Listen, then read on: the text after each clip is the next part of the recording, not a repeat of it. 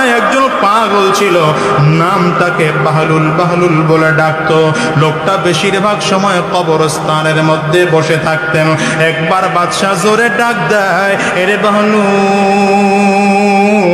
কতদিন তুই পাগল থাকবি? তোর কি আর কখনো হুঁশ ফিরে আসবে না? আর কি তোর কোনোদিন হুঁশ ফিরে আসবে না? তুই কি চিরটা জীবন পাগলই থাকবি? বাহলুল আস্তে করে বাদশার দিকে তাকাইয়া বল, ও হারুন, তুমি কয়দিন পাগল থাকবা? তোমার কি আর কোনোদিন হুঁশ ফিরে আসবে না? কথাটা বলতে দেরি হয়, বাদশার চক্ষু দুইটা লাল হয়ে যায়, মেজাজ খারাপ হয়ে যায়, রক্ত গরম হয়ে যায়। কাছাকাছি এসে ডাক দিয়ে বললেন, বেটা, পাগল কি আমি না পাগল তুই?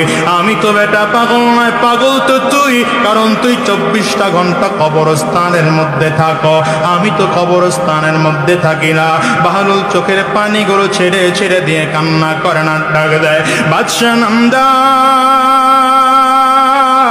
আপনি সব মিলে দেখেন পাগল আমি না পাগল আপনি? কারণ আপনি রাজপ্রাসাদের মধ্যে থাকেন, আমি কবরস্থানে থাকি। ও বাদশাহ, বলুন তো আপনার রাজপ্রাসাদে আপনি চিরজীবন থাকতে পারবেন নাকি? বাদশাহ হারুনুর রশিদ ডাক দিয়া বলেন, না রে পাগল না, কেউ দুনিয়ায় চিরজীবন থাকতে পারে না, আমিও দুনিয়ায় চিরজীবন থাকতে পারবো না রে। হায়, দুনিয়ার থেকে বিদায় নিয়ে চলে যাব। বলে, বাদশাহ বলেন তো এই কবরটা স্থায়ী ঠিকানা না অস্থায়ী ঠিকানা? বলেন, না রে বেটা না, এই কবরটাই হলো আসল ঠিকানা, স্থায়ী ঠিকানা।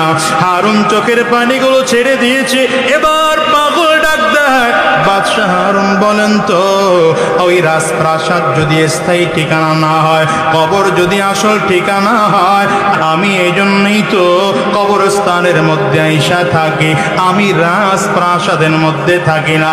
বাদশাহ হারুন রশিদের চক্ষু দিয়ে টপ টপ টপ টপ করে পানি পড়া আরম্ভ হয়ে গেল। আস্তে করে ডাক দেয়, রে বাহলুল, তুই বুঝি বড় বুদ্ধিমান, পাগল বুঝি আমি